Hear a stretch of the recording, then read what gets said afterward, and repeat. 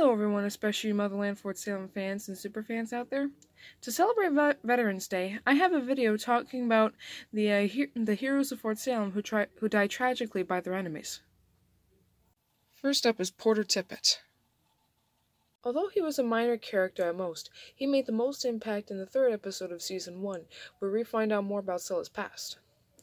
Though Scylla had mentioned that she and Porter were once Dodgers, which is illegal. The most honorable thing Porter did was he said the words conscription and joined the army, all because he was tired of running. While some could argue that him warning Rael about Scylla, was honorable. The latter wanting to be redeemed and later choosing to be with Rael made this warning be in vain. When Scylla uses a persuasion by whispering, "I'm filled with an unbearable sadness" in his ear, Porter ends up falling off a building. Rael witnesses it and tries to save him, but Porter ends up dying from his injuries. Next is Charvel Bellweather. When we first see Charvel, she marries a guy named Cyril Hood, with her cousin Abigail and her unit attending the wedding. The sad thing is, Charvel dies on her wedding day at the hands of the Camarilla, so we didn't see much action out of her. It wasn't until the 5th episode of the 2nd season where we see Charvel come back as a ghost, giving Abigail some advice. Then we had Libba Swythe. She was a recurring character in Season 1, but during her appearances in Season 1, she was mostly seen getting belligerent with Abigail Bellweather. As it happens, their respective families were rivals. However, in the episode City Drop, she and Abigail gained some understanding towards each other. During a real combat situation with the Spree, Libba dies from getting scraped from a large piece of a truck that the cadets destroyed with their windstrike abilities, causing pieces of it to rebound onto them.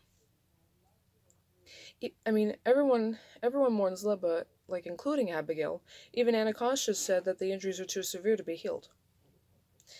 In the subsequent episode, everyone attends Libba's funeral, and Abigail gives her eulogy, speaking with her heart and the truth. It can also be established that both the Bellweather and Swythe families have made peace with each other after this. Continuing on with this list is Willa Collar. She was first mentioned by Rael, her daughter, when she mentions that her mom died in a spree battle. However, little did every other character realize that Willa faked her death and joined the spree. In the episode Witch Bomb, Willa reveals herself to Scylla and tells her, "You were supposed to bring me my daughter." Many Motherland Fort Salem fans have probably painted her as a villain at that episode.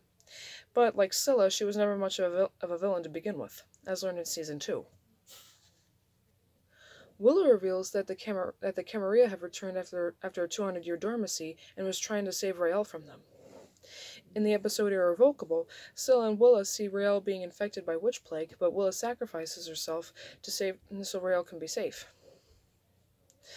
In Willa's subsequent appearances, though still dead, she's seen in the mycelium. In the episode Mother of All, Mother of None, Willa shows Rael the origins of the mycelium. In a couple of the episodes in the 3rd season, Willa traps Rael in the mycelium when it was being poisoned, only letting her free when pressed by her loved ones. Next is Penelope Silver. She gets recruited to Fort Salem when it was revealed that she's a witch. Though her time was cut short when her own father, Blanton Silver, allows the Camarilla to infect her with a special kind of witch plague meant to keep her alive while having everyone come close to her be infected and die. The only way to stop it was for Rael to combine her mycelium abilities with Abigail's weather abilities and to kill her.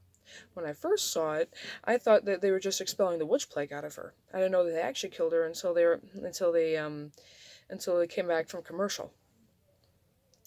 Throughout the 3rd season, Isadora tries reviving her, but making her human again was like 1 step forward and 10 steps back. It wasn't until the third season finale that that Isidore slipped some witch plague in Albanhurst's coffee, causing him to be consumed by it, and Penelope being materialized from it. Penelope's fate after killing her father and Alban is unclear. I mean, I really don't know if Isidore can revive her after this point, but I feel as though anything's possible.